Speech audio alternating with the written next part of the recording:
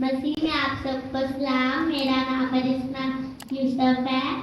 मैं खुदा का शुक्र करती हूँ कि खुदा ने ये मुझे मौका दिया ताकि मैं खुदा का कलाम सुना सकूँ।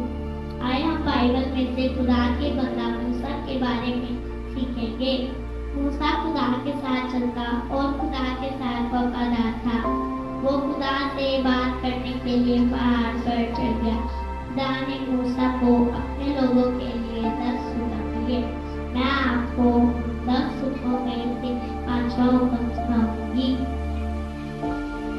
खरूज उसका 20 बाब उसकी 22वीं आयत में पढ़ूंगी।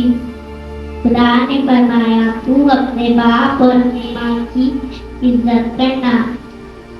ये 5वां हुक्म है जो खुदा ने अपनी कौम को दिया।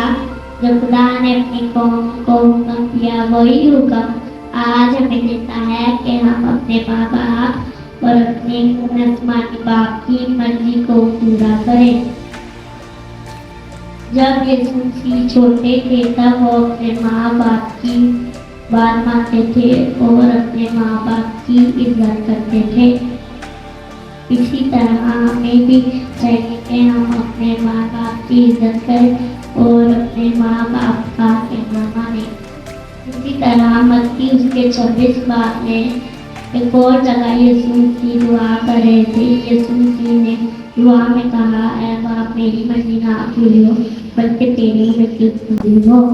जिस तरह यीशु मसीह ने अपना आसमानी बाप की मर्जी को अपनी जिंदगी में पूरा किया, इसी तरह हमने भी अपने आसमानी बाप की मर्जी को अपनी जिंदगी में पूरा करना है।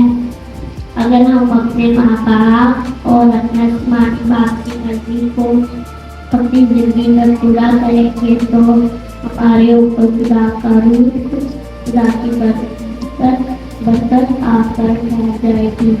खुदा की इस कलाम के वसीला से आप सबको बरकत दे। आमीन।